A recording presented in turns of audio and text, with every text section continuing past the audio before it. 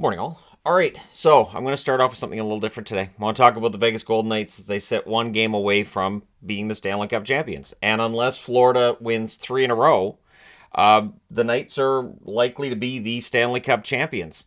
Now, the frustration people have with Vegas seems to be on the idea that, well, this is only their sixth year.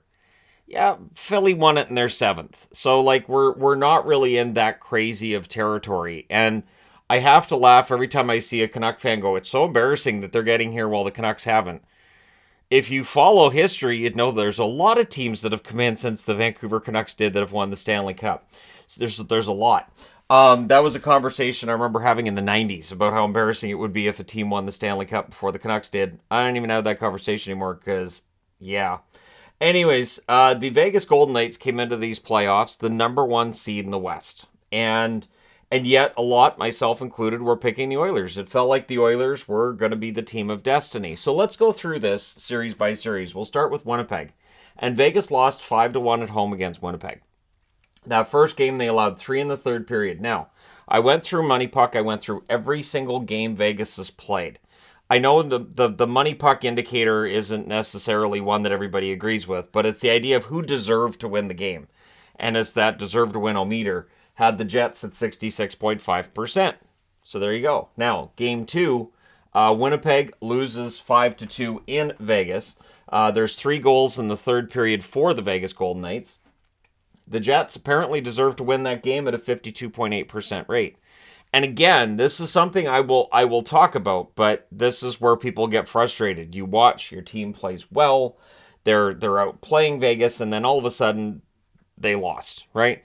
So game 3 at home, that was a 5-4 win in double overtime for the Vegas Golden Knights. Amadio with the winner there, and the Knights 74.3% on the deserved to win meter. So the Knights outplayed Winnipeg that night.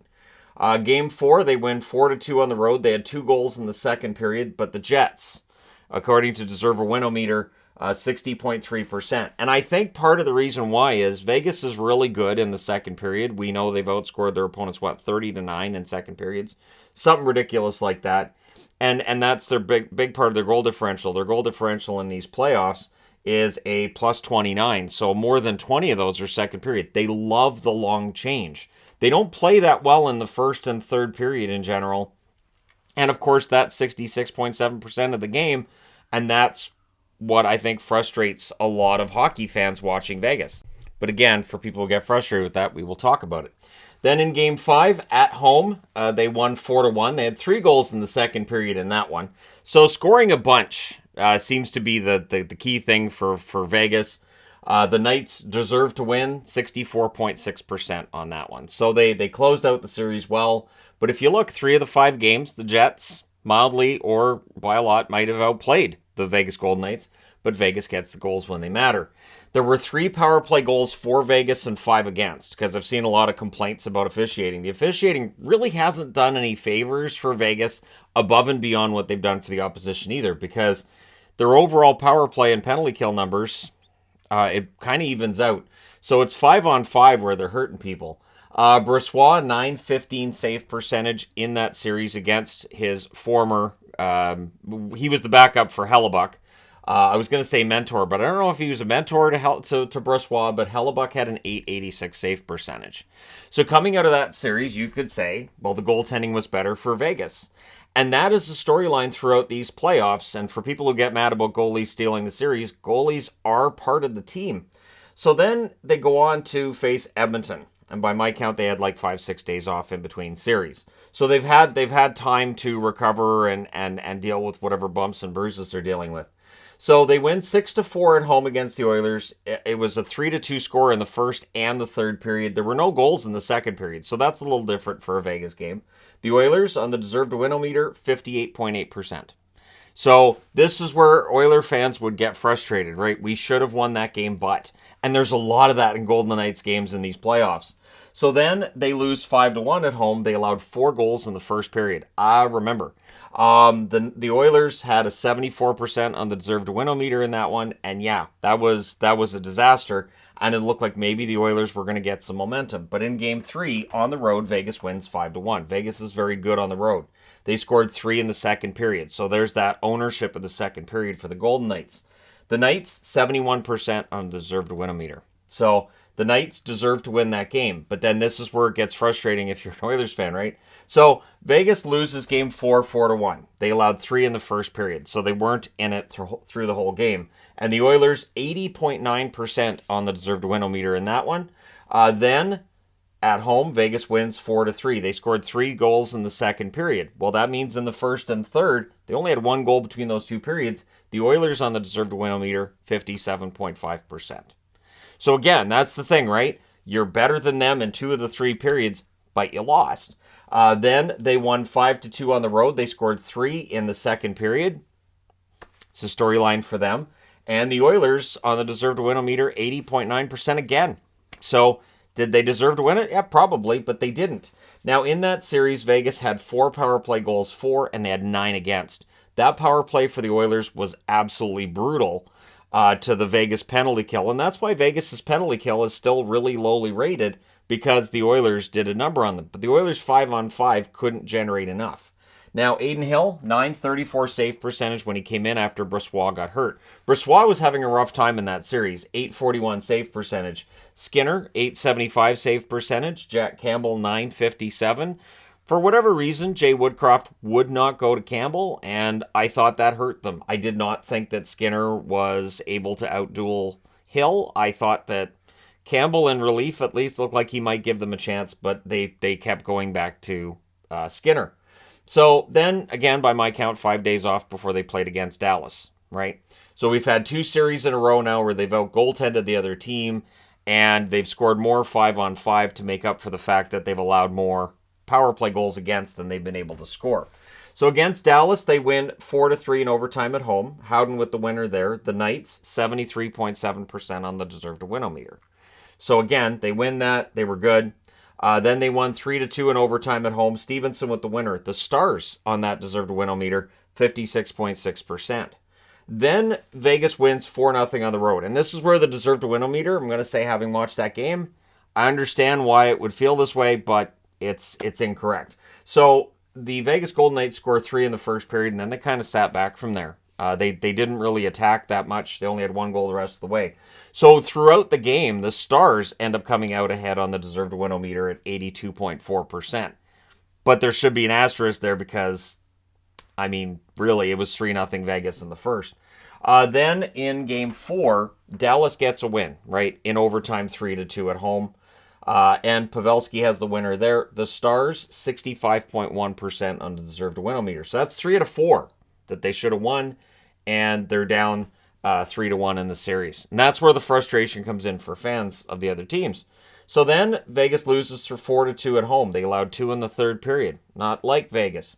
The Stars, 61.3% on the deserved to win meter. But then Vegas leaves no doubt in Game 6. Like, there was just, they were not going to Game 7. They win 6-0 on the road. They scored 3 in the first period, and then they just kept rolling. So unlike Game 3, they didn't take their foot off the gas. They were like, no, we're putting these guys away. We're not going to be going back to Vegas in a 3-3 tie. And the Knights, 89.5% on the deserved to win meter. They had 3 power play goals in that series to get to the final. They had 3 power play goals against. So the special teams kind of cancel out. Adin Hill, .939 save percentage. Ottinger, .877 save percentage. Wedgwood in relief, .909 save percentage. And Ottinger just didn't have it against Vegas. But look at this. Ottinger, .877. Skinner, .875. Hellebuck, one of the best goalies in the league, .886. Vegas, it's almost like the Soviet Union in the 80s. The Soviet Union in the 80s would come over and you'd have teams from there, and their shooting percentage was ridiculous. And it's like every shot they took would go in the net. And you're like, what is this? They would wait for the absolute perfect shot. And so it kind of feels like Vegas is doing some of that, where, yeah, they're not getting the shots because shots don't matter, as I've been saying throughout the playoffs, because Florida's done some of this too. So coming into the Stanley Cup final, you had 2 teams that people were mad to see there because it looked like they shouldn't be there, right? They don't deserve this. Oh, Bobrovsky stole that. And, well, Adin Hill's just on a heater. And if they didn't have him, and I mean, that might be true, but they have those goalies. So game one at home against Florida, they win 5-2. They scored 3 in the third period. The Knights deserve to win 74.2%. So dominating game there. Then they win 7-2 at home. They scored 2 in the first and 2 in the second. The deserved win-o-meter actually shows the Panthers at 56.3%. So again, the Knights get all the goals, and they get the goaltending as well. Then in game 3 on the road, Vegas loses 3-2 in overtime. So we're up to just a couple of days ago. And Verhaeghe with the winner there. The Knights deserve to win-o-meter 73.4%. So that is the first time in the playoffs that they have lost a game where, according to that meter, they should have won it. So they've been able to steal games. That's the first one where one got stolen from them. Then they win 3-2 on the road. They scored 2 in the second period last night. And the Knights on the deserved win-o-meter, 69.9%. What's interesting is this. 2 out of 5 games here, the Knights end up coming out ahead on the meter. In this series against the Oilers, once. And that's where Oilers fans would get really frustrated, right?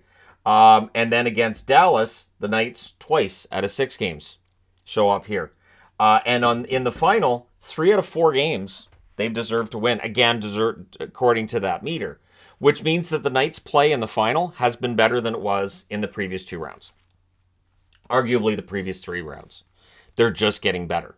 So when we look at it, they're 15-6 overall. Their goal differential is a plus 29, which is ridiculous, right? They've only played 21 games. So that's insane. Their goals above expected, 14.76. So this is something I've talked about during the season. It's something where Bo Horvat, when he was in Vancouver, his goals above expected was really high because he was scoring a lot of tip-ins. He was right at the net. And these are pucks that people can say, well, that's easy. Anybody could do that. But not everybody does. So I give credit to the player for being in the right place. And that's what we've seen with a lot of these Vegas goals. They're tip-ins. They're screenshots. They're plays that kind of come out of nowhere. And they're very economical with their shooting. As we'll get into in a moment here. Their goals saved above expected, 10.66. So in terms of that goal differential being different than where it should be, that's a total of 25.42. Yeah, so they're scoring way more than expected, and they're saving more than expected as well. That's on Adin Hill.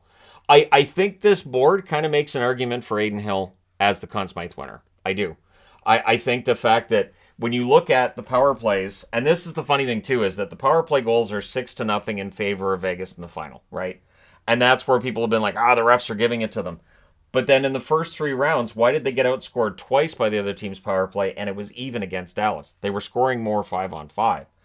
Then you can get into what they're calling and not calling, which again is highly subjective. Last night's game, I know there were plays that Florida fans were like, well, why wasn't that a penalty? There were at least 2 or 3 different times where I saw Florida committing what probably should have been a penalty in an October game or a January game. But yeah, Wes McCauley let him play. And I know that's been a debate in hockey for a long time because it's been a debate for as long as I've watched hockey. Now, their shooting percentage as a team is 11.82%. That is high. That's very high, especially considering the save percentage by Hill is 934. Brossois was 894 when he was in. So Adin Hill has made the goaltending a lot better than it was for Vegas when Brossois was in the net. There were some nervous moments with Brossois, and then Hill takes over, and he's just on a heater. In these playoffs, their power play goals for 16, their power play goals against 17. So again, the power play up until the final was not helping them. The power play coming into this final was bad. Their penalty kill bad, again, because of the Oilers. But it's just, there is, and I don't like to say luck, and there's a reason I don't like to say luck. So the goals above expected. Well, does that mean that the player that scored that goal that maybe you didn't expect that shouldn't have gone in at all? And I think that's where the argument comes in because that's how people see it. Well, those shouldn't have been goals, but they were. And a lot of these goals for Vegas have been just wired, where they're from the slot and they just wire it. Now, when you look at the individual shooting percentage by these players in Vegas and you compare it to the regular season, yeah, they're much more accurate. Chandler Stevenson, 28.6% shooting percentage is insane. During the regular season, it was 13.3. William Karlsson, 25% shooting percentage during the playoffs, 8.7% during the regular season. Barbashev, 20% in the playoffs, 17.1% during the regular season with Vegas, which is high. That's very high, 17.1%. Once you get into the 20% range, that's where people will roll their eyes and say, well, you can't maintain that. Marchessault, 17.6% shooting percentage, 12% during the regular season.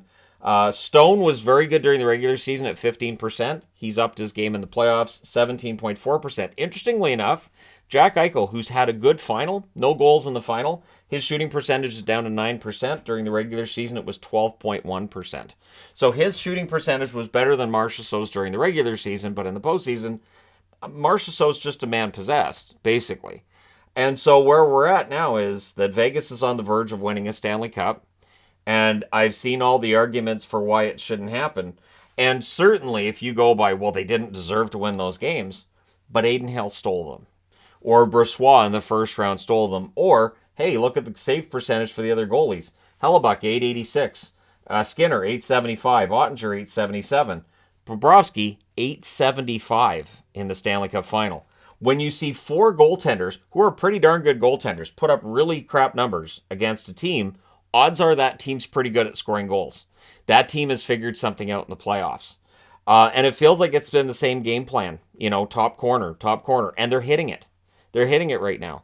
This is a team where everybody, it's clicking. And so when they're down, they don't panic.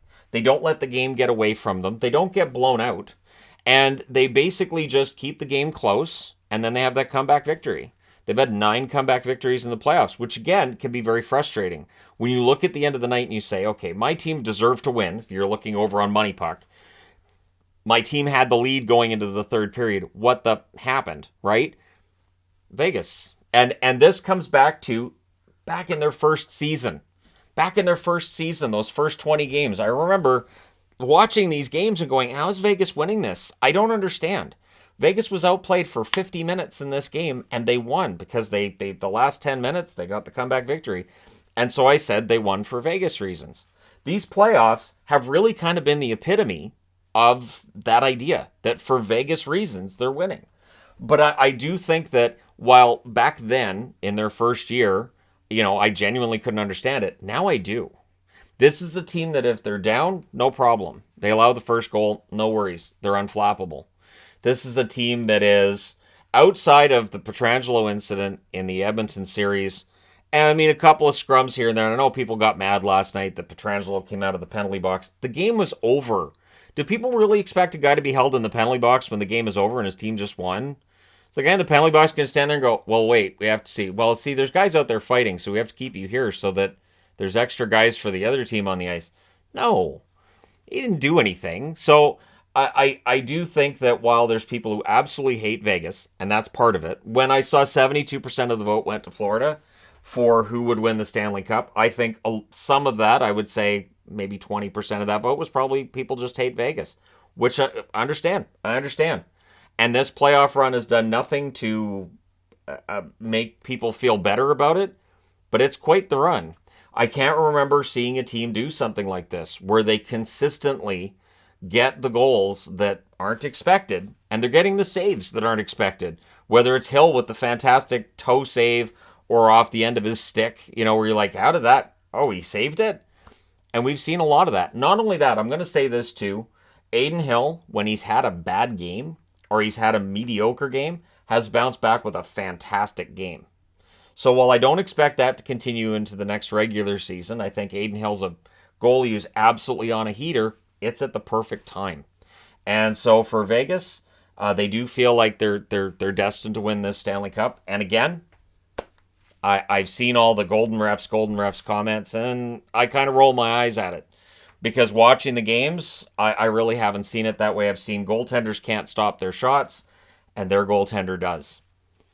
And that's really the storyline here. Should the other teams have won? Maybe, but they didn't. They just didn't. The biggest example is the Oilers. The Oilers coming out of that series, yeah, they outplayed They outplayed Vegas, mostly on that power play, but 5-on-5, Vegas shut them down.